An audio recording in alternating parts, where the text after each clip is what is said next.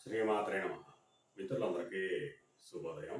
ఈరోజు శ్రీ విశ్వావసనామ సంవత్సర భాద్రపద శుద్ధ సప్తమి శనివారం.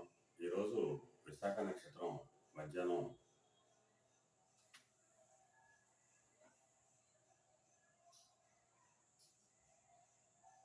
1:09 వరకు ఉంది. తదుపరి అనురాధ. ఈరోజు ఆగస్టు 30, 2025 తేదీ శనివారం. ఈరోజు దుర్ముహూర్తం ఉదయం 5:48 7:27 వరకు ఉంది. వజ్రం సాయంత్రం 5:34 7:20 వరకు కూడా వజ్రం ఇవ్వడం జరిగింది. ఈరోజు పంచాంగరీత్యా ఈ రకమైనటువంటి ఫలితాలు వచ్చేస్తున్నాయి. అలాగే ఈరోజు నక్షత్రం అయినటువంటి విశాఖ అనురాధ నక్షత్రాలు ఎవరికి తారాబలం కుదురుతుందో మనం పరిశీలించినట్లయితే ఆశ్లేష, జ్యేష్ఠ, రేవతి ఈ నక్షత్రాల్లో జన్మించినటువంటి మన మిత్రులందరికీ కూడా ఈరోజు నక్షత్రాలు అయినటువంటి విశాఖ అనురాధ నక్షత్రాలు అనుకూలంగా ఉంటాయి. అందువలన ఇప్పుడు చెప్పుకున్నటువంటి నక్షత్ర జాతకులందరికీ ఈరోజు శుభకరంగా ఉండే అవకాశం ఉంది. అలాగే ఈరోజు రాశి ఫలాలను మనం పరిశీలించినట్లయితే మేష రాశిలో జన్మించిన వాళ్ళకి అనారోగ్య సూచన ధనవ్యయం కలుగుతుంది. వృషభ రాశిలో జన్మించిన వాళ్ళకి కలత్రపూర్వక ధనలాభం కలుగుతుంది. మిథున రాశిలో జన్మించిన వాళ్ళకి శత్రుభయం కలుగుతుంది. కర్కాటక రాశిలో జన్మించిన వాళ్ళకి సంతానానికి సంబంధించిన శుభవార్తలు ఉంటారు. సింహరాశిలో జన్మించిన వాళ్ళకి ఆకస్మిక ప్రయాణాలు చేయాల్సిన అవసరం ఉంటుంది.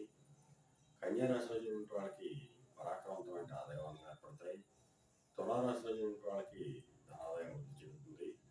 వృశ్చిక రాశిలో జన్మించిన వాళ్ళకి ఆరోగ్యం కార్యజయం కలుగుతుంది.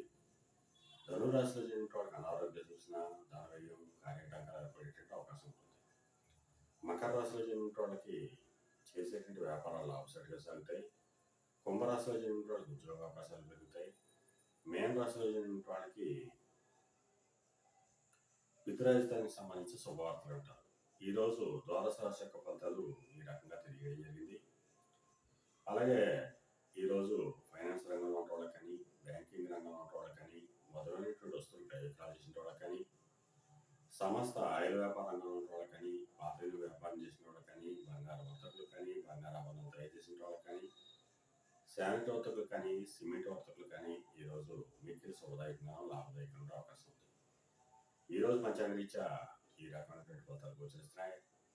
అలాగే ఈరోజు శనివారం, అందువలన ఆ పరమేశ్వరుని ఆవు పాలతో అభిషేకించినట్టయితే సర్వశుభాలు కలుగుతాయని చెప్పి శాస్త్రీత్యా తెలియడం జరుగుతుంది. అలాగే మరలా రేపు శుభోదయం కార్యక్రమంలో మరిన్ని విషయాలు తెలుసుకుందాం. అంతవరకు మన మిత్రులందరికీ మరొకసారి శుభోదయం. ఇట్లు మీ పెద్దబాబు సిద్ధాంతి.